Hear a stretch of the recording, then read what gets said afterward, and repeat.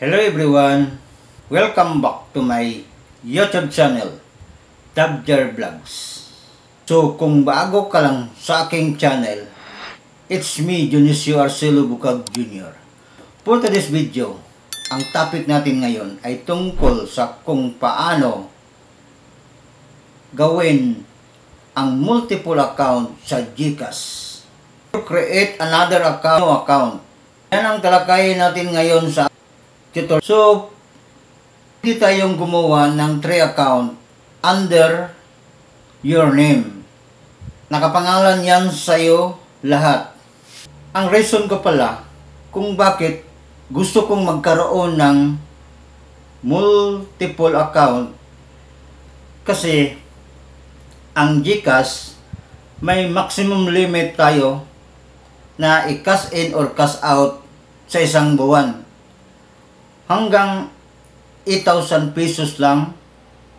Kapag lumampas ka ng 8,000 pesos sa pag-cash in or cash out mo doong number na yan, mabawasan ka ng 2%. Kaya sayang. Ang ginawa ko, magdagdag ako ng, halimbawa, yung mobile number 1, na-reach na niya yung limit na 8,000. So, i-off ko na naman yun.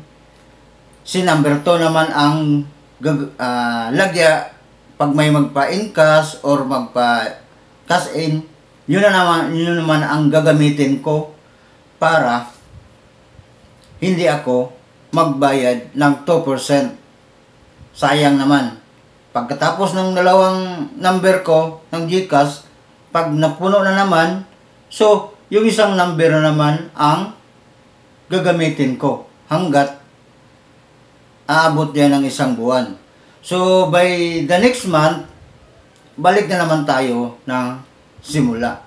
Pwede naman tayo mag-cash in sa number 1, number 2, hanggang number 3 na account mo. Kaya yun ang rason kung bakit gumawa ako ng multiple account.